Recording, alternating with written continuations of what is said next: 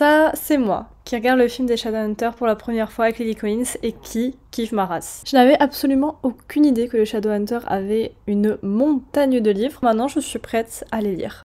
Vous savez ce que ça veut dire? C'est un nouveau vlog qui commence. Bonjour, bonsoir à vous le peuple. C'est faux, je vais arrêter de commencer une vidéo comme ça. Je suis déjà trop contente de ce vlog parce que je pense que vous avez vu le titre. Vous êtes pas les idiots du village non plus. Dans cette vidéo, je vais lire la trilogie Zinfandel Devices. En fait, je pense qu'en fonction de combien de temps je parle et de comment c'est long, je vais voir si on parle de l'intégralité de la trilogie ou si on fait tome par tome les vlogs. J'ai l'enfant avec moi qui est nu. Je vous avoue que, bon, alors à part ce côté là qui va, le livre sans la dust jacket il est un peu moche alors qu'en soi la couverture est trop belle. Pour ceux qui ne savent pas, parce qu'il faut peut-être un peu de contexte, mais je pense que vous avez tous entendu parler de Cassandra Clare, je pense que c'est quand même dans le knowledge de la société qu'il y a quelque chose qui s'appelle les Shadowhunters. Il y a eu une série sur Netflix, je crois que c'est ce qui est le plus récent. Il y a eu des films au cinéma. Le film que j'avais vu moi c'était celui avec Lily Collins, donc ça date un peu, hein, c'était un peu cringy, mais je vous avoue que j'avais adoré le film. Voilà, je pense qu'à un point de vue objectif c'était pas ouf, mais j'avais beaucoup aimé à l'époque. J'avais une période vraiment Lily Collins, tu me la mettais dans tout et n'importe quoi, je regardais, je le mangeais à la petite cuillère, hein, bon bref. Et donc ces fameux Shadowhunters, voilà, ils viennent d'un monde, il y a un peu des pouvoirs, des trucs, des runes, etc. Et donc ces films et séries étaient basés donc sur des livres qui ont fait tout un univers. Je crois que la saga des Shadowhunters de base, il y a 7 livres, après il y a plein de nouvelles. Il y a Zinfandel Devices qui se rajoute et qui se passe avant. Et après, dans l'ordre chronologique, il y a encore la trilogie The Last Hour qui est Chain of Gold, Chain of Iron et Chain of Thorns. Il y a Lady Midnight, enfin vraiment bon. C'est un univers gigantesque. Et c'est pas pour rien que c'est tellement gigantesque que si vous tapez sur internet, vous pouvez trouver plus de 4 ordres de lecture différents. Je vais vous parler un peu vite fait de celui que j'ai choisi. Je vais peut-être pas lire tous les Shadowhunters, tout le monde là, mais je pense au moins en lire 6, voire la saga dans laquelle c'est Lady Midnight là. Je sais pas si c'est une duologie, une trilogie, mais je pense que j'aimerais bien la lire aussi, donc je pense qu'on est aux alentours de 9 livres que j'aimerais lire. L'ordre que j'ai choisi, j'en avais déjà parlé dans un de mes précédents vlogs. D'ailleurs si ça vous intéresse, je vous mets la playlist là, mais j'ai pas mal de petits reading vlogs là qui sont sortis dernièrement. Donc mon ordre de lecture que j'ai choisi, c'est un ordre chronologique, donc tout simplement, c'est je commence aux premiers événements qui se sont passés dans ce monde, et donc ces événements là se déroulent dans The Infernal Devices, et donc le premier tome s'appelle The Clockwork Angel, et il me semble, si je dis pas de bêtises, il y avait la date prologue là, c'est à Londres en 1878. Et après du coup il y a 2 autres tomes vu que c'est une trilogie, merci beaucoup Aude. Et après j'aimerais du coup lire la trilogie de The Last Hours qui théoriquement se suit dans la chronologie. Ce livre-ci, je l'avais déjà commencé il y a quelques semaines, mais j'avais vraiment commencé très peu. D'ailleurs, très fun fact, mais quand je relisais, j'étais persuadée, parce que du coup j'avais déjà relu, j'étais persuadée qu'il y avait quelque chose qui allait se passer, enfin j'avais un truc très précis en tête. Et ce n'est jamais arrivé, donc je ne sais pas à quel moment je me suis dit que ça... je pensais avoir lu ça, et pas du tout. Et hier, j'ai repris, alors vous pouvez voir le code couleur de post-it qui est divin, et j'ai lu le prologue et bah voilà, je suis en fait au chapitre 1, donc j'ai pas touché au chapitre 1, mais ce livre, mon enfant, mon bébé, je le savoure. Donc c'est à dire vraiment là le prologue, j'ai lu que ça hier, mais je l'ai mangé comme ça, miam miam, c'était excellent. Comment je parle? C'est écrit assez grand dedans et il fait 400 pages, donc théoriquement je suis pas censée me le trimballer 150 ans, mais j'ai tellement envie de l'annoter et de profiter de l'univers que je pense qu'en vrai il va peut-être me durer plus longtemps que mon rythme de lecture habituel, et que j'ai trop hâte de vous partager ça. Et je crois aussi que, à part quand j'avais lu The Cruel Prince et le tome 2 il me semble, j'ai jamais vraiment fait de vlog par rapport à une saga. J'ai remis la dust jacket pour vous la montrer quand même parce que la couverture est vachement belle et que je les ai payées, donc autant faire profiter le peuple. Regardez, genre elle brille et tout, c'est beaucoup trop beau. Et la vibe, bah, c'est vraiment le Londres des années victoriennes, 1800, enfin vraiment c'est Ça me fait trop rire parce que vraiment dans le prologue en fait, il y a déjà beaucoup de choses qui se passent et en même temps rien. Mais il y a un moment où ils sont situés en Angleterre, à Southampton. C'est vraiment des trucs où vous voyez quand vous n'êtes pas d'Angleterre, c'est des régions où tu peux pas vraiment capter la vibe ou capter de commencer. Mais du coup, moi c'est vraiment près de chez moi, j'étais en mode oulala. Et ça m'a fait trop rire quand le personnage était en mode bon bah du coup je suis un peu déçue, c'est pas terrible. Et genre vraiment j'étais en mode bah oui je sais petite. Bon après en soi c'est en 1800 donc ça se compare pas à l'Angleterre de 20 ans. Mais tout de même, bref. Alors, attends, on n'est pas beaucoup plus longtemps après la première update. Parce que vous voyez, déjà il y a des petits post-it, il y a des petites annotations. J'ai lu le chapitre 1 et chapitre 2, donc je suis à la page 50 là, 50 tout pile. Je veux dire plusieurs choses. Déjà, je veux parler de Tessa. Donc, je sais que actuellement j'ai pas fait vraiment de résumé du livre, mais j'ai juste pas envie parce que c'est vrai qu'à chaque fois que... Je sais pas mais moi j'avais trop envie de me lancer dedans juste en sachant bah voilà ce que je savais sur les Shadowhunters par rapport aux séries et films. Mais j'avais pas forcément envie d'en savoir plus. Donc voilà, je suis désolée si vous voulez savoir un résumé, ben, du coup je vous conseille d'aller sur Goodreads. Mais j'ai pas envie de spoiler des gens ou en dire trop, donc je vais pas en dire plus. C'est ça qui... Et bon là c'est point de vue donc du chapitre 1 et chapitre 2 et qui je suppose doit être l'un des personnages principaux. C'est vrai que je l'avais... Je sais qu'elle a été mentionnée plusieurs fois mais vu que je lisais pas les livres je faisais pas attention. Et en fait elle aime trop les livres, j'aime trop et en fait ça me fait trop rire parce que mes séries préférées, à chaque fois dans le premier épisode il y a On the Road de Kerouac, donc Gilmore Girls et Ginny Georgia. Et dans quand c'est des livres, c'est Little Woman qui est mentionné. Et du coup là en fait j'ai mis le violet le plus clair pour les post-it pour tout ce qui est référence littéraire. Et pour l'instant il y en a déjà eu 3-4. Et du coup justement bah, l'une des références c'est Little Woman. Donc déjà à partir de là j'ai adoré. Et Tessa elle me fait hurler de rire. Pour vous donner un petit peu de contexte, la petite Tessa elle est quand même dans une situation où elle est un peu kidnappée, enfermée. Enfin vous voyez genre elle essaye de s'enfuir. Elle est à ça tu vois d'être libérée grosso modo. Et vraiment la meuf elle hésite. Elle hésite à vraiment se libérer parce qu'elle se dit mais merde j'ai pas mes livres.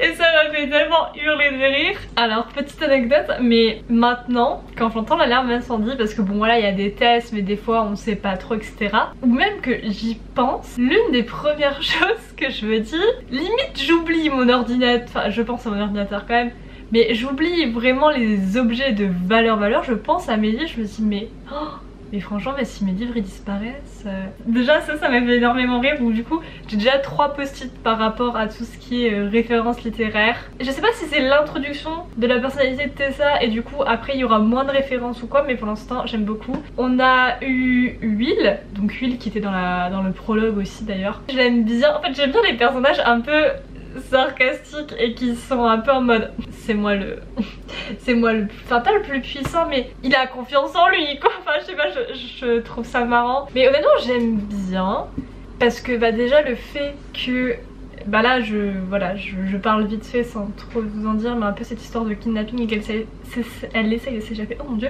Bah déjà là j'étais investie, vous voyez j'étais un peu déjà avec le personnage en train de stresser et de me sentir poursuivi moi aussi on va dire. Et je trouve ça cool que dès le début voilà t'es là, t'es dedans, t'es dans l'action. Et en même temps par rapport à tout le terme de magie, le monde magique, en fait tu apprends au fur et à mesure des choses mais en même temps enfin pour l'instant vraiment c'est hyper flou mais en même temps tu sais un peu des choses. Comme je vous l'ai dit j'ai regardé aucun résumé donc j'ai vraiment aucune idée de c'est quoi ce livre en fait, c'est quoi le but, si c'est une quête ou je ne sais quoi. Du coup là j'ai changé aussi une nouvelle couleur de post-it pour Will. S'il continue à faire des remarques de sarcasme comme ça, je pense que ça va ça va me faire rire et j'ai beaucoup à noter. Franchement je m'attendais pas à des références littéraires comme ça, enfin je sais pas, dans le registre un peu ancien. Et il y a juste un moment où je me suis demandé, parce que je vous ai dit que le prologue était en 1800 et quelques là. Il y a juste un moment où je me suis dit, attendez, est-ce que Little Woman était déjà sorti à cette époque? Mais oui, il est sorti en 1800. Il y a un truc qui me donne trop envie avec ce genre de truc, c'est que je me dis si un jour j'écris un livre, j'en ai rien à foutre, je veux mentionner Little Woman dedans. D'ailleurs j'ai un colis qui est arrivé donc je vais aller le chercher et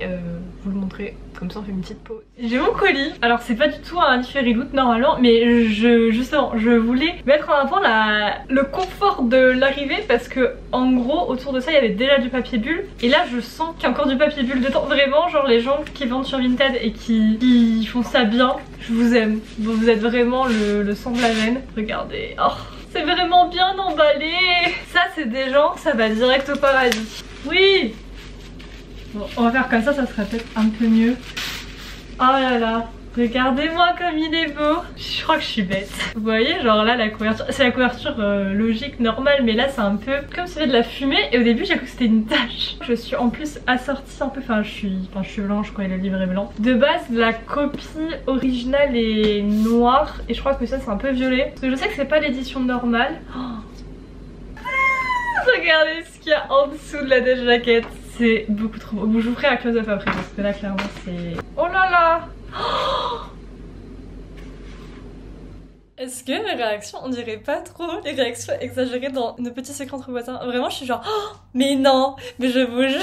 C'était vraiment mes réactions quand j'ai ouvert le livre. Je suis juste extrêmement dramatique comme personne, j'adore. Oh non. Oh là. Il est signé. Ah. Oh Marie-Joseph. Ah. Je sais mais... Ah. Cette édition est... Oh là là, cette édition, mais elle est... Je vais le mettre à côté dans la bibliothèque du tome 2. Mais c'est pas les mêmes éditions, mais pas les mêmes pays. Est-ce qu'ils vont être à la même taille? Logique, je suis en train de dire. Le sang de la veine, on va dire. Et là, du coup, le nouveau qui vient d'arriver et son compagnon... Pour ceux qui n'ont pas suivi, je vous invite à aller voir, je crois, le vlog précédent. Mais du coup, c'est une édition spéciale que j'ai vue aux enchères. Et pour ceux qui s'intéressent, le reste de mes Stéphanie Gerber sont là, au sol.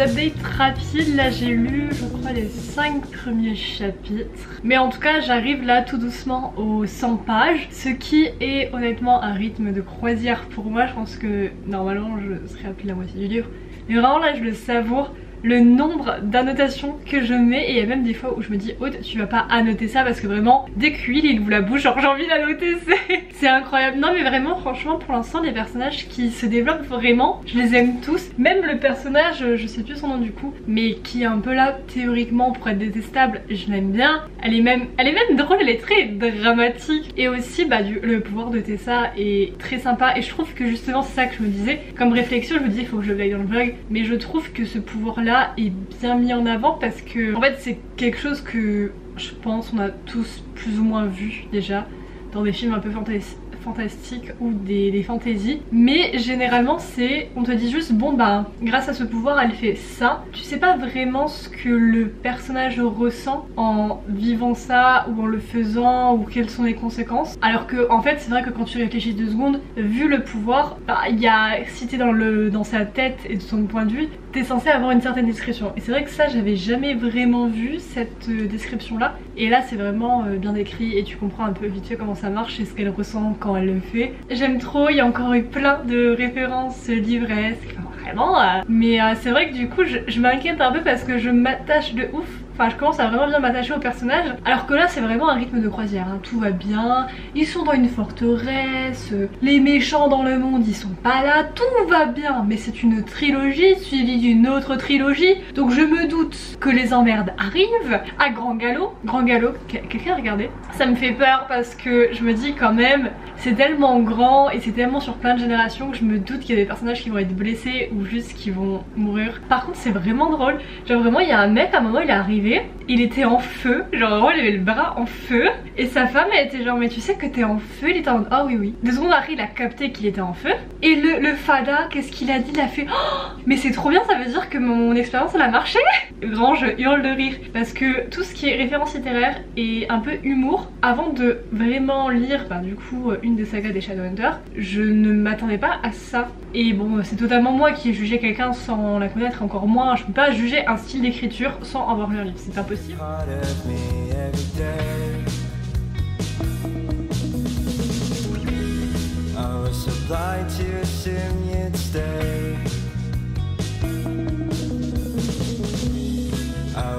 Je